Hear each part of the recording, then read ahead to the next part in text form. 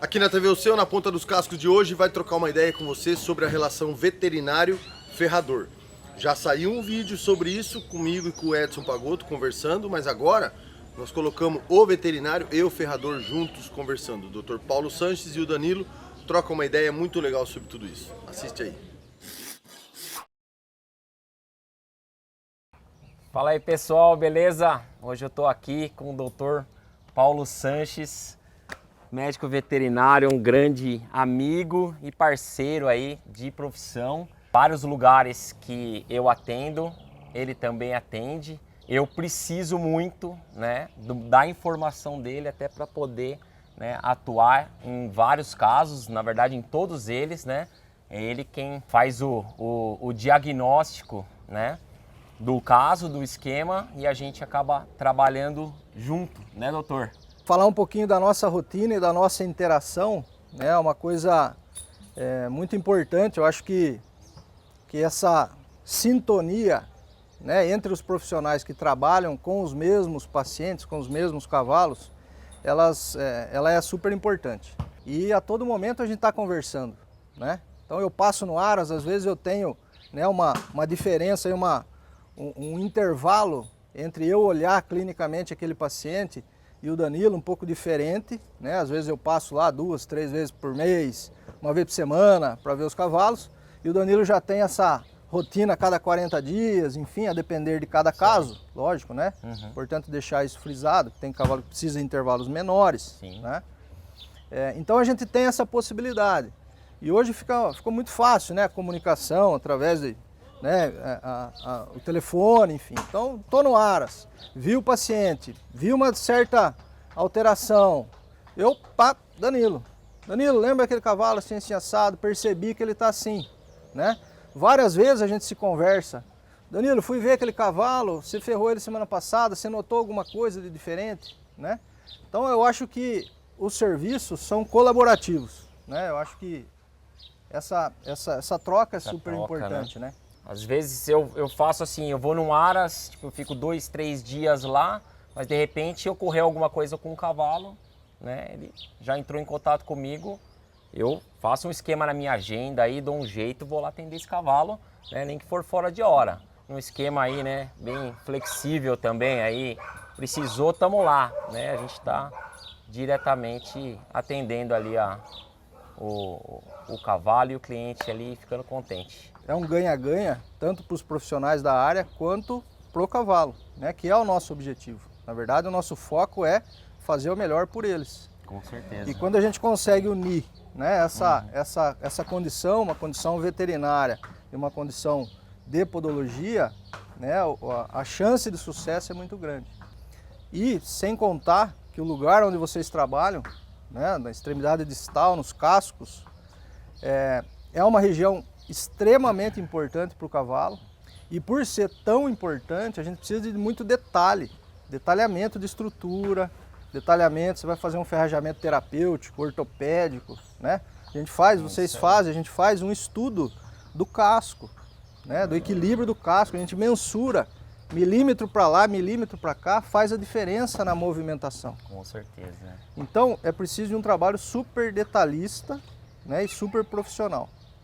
Hoje, por exemplo, né, a gente tem um cavalo aqui que vai precisar ser sedado, né, por um histórico que ele tem aí de dor, tá? E fica uma situação um tanto perigosa para o ferrador e também para o cavalo, então a gente quer trabalhar, né, num esquema bem tranquilo. Eu não tenho essa autonomia, né, para fazer esse tipo, né, de trabalho, de sedar. Isso é com o médico veterinário, ele tem todo o estudo para isso. Alguns animais isso não pode virar uma regra, né, porque a gente precisa, obviamente, de uma condição de treinamento desses cavalos, de manejo desses cavalos, né? Os cavalos precisam ser permissivos à manipulação. Por quê? Porque o cavalo precisa limpar o casco, o cavalo precisa mexer, ele é casqueado, ele é ferrado a cada 40 dias, em média, né?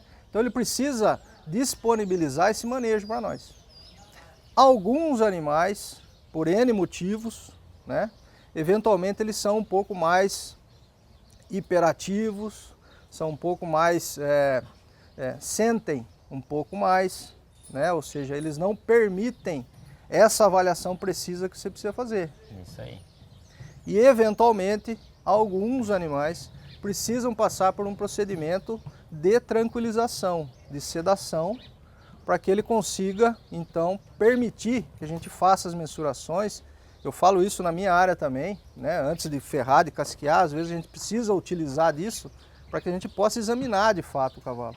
Uma coisa super importante que você falou, que é uma atividade, né, de responsabilidade médica. Nossa, né? exatamente.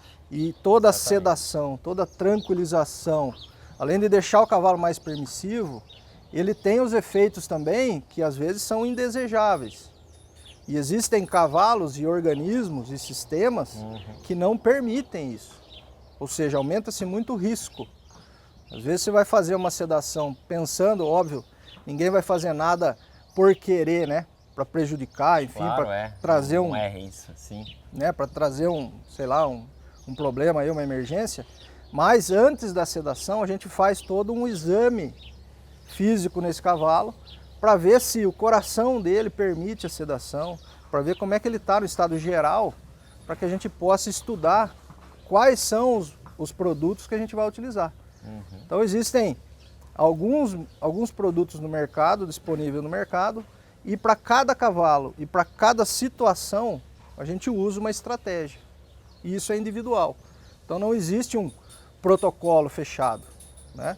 Então por isso essa interação, e nesse momento que vai precisar sedar, obviamente, essa junção, né, de atribuições veterinário e ferrador ajuda muito em prol ao próprio paciente, né?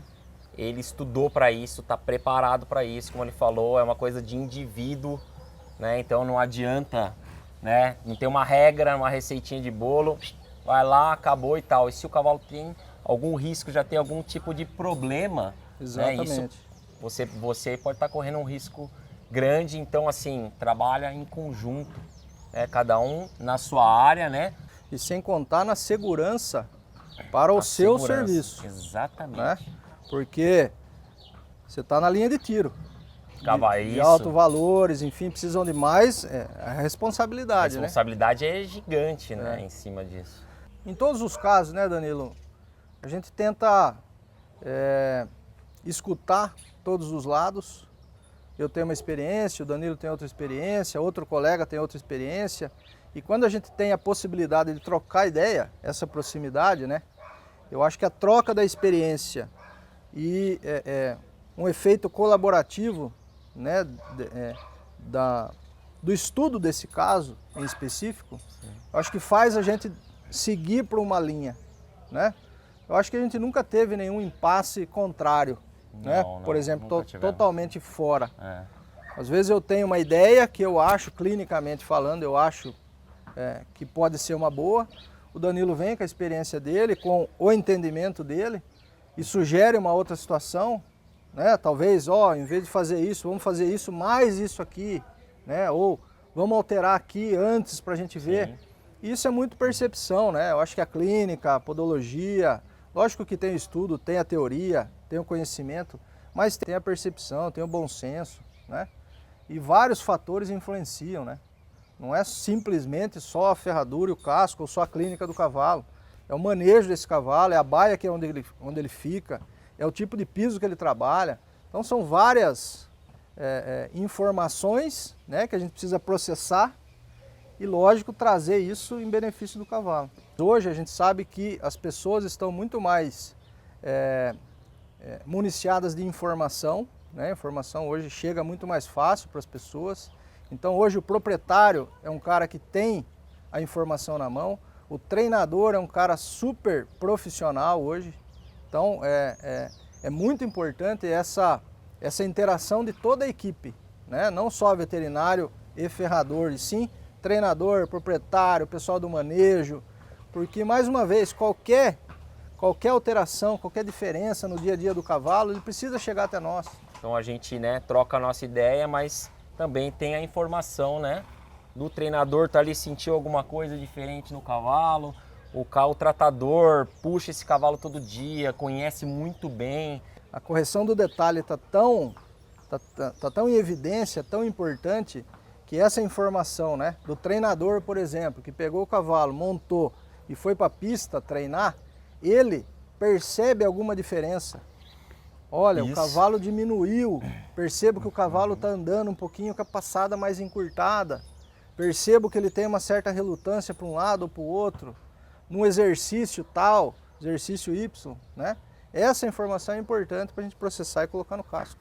Então vejam que tudo vale a pena e a conversa entre a equipe, né, todos envolvidos, né, essa franqueza, essa facilidade, né, de contato faz toda a diferença. É isso aí. Valeu, pessoal. Obrigado, agradecer o doutor. Tá aqui hoje com a gente aí, estamos trabalhando junto. Obrigadão aí. Valeu, Danilo. É isso aí. Obrigado, valeu, pessoal. Viu? Valeu. Obrigado, até a Um próxima. abraço.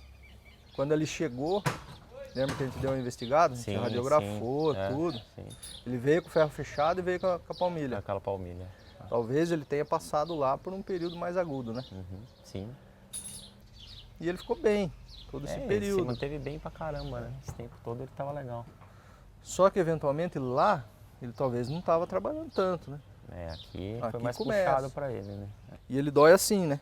Tem época que dói, então a você gente vê que trata tem ele uns melhor. picos, né? Assim, De repente ele tá legal e pum. Depois ele volta de novo. Enfim. Uma ferradurinha ali diferente, uma spiderzinha, alguma coisa. Eu acho que é o processo que a gente vai fazer nele. Talvez a gente chegue nisso.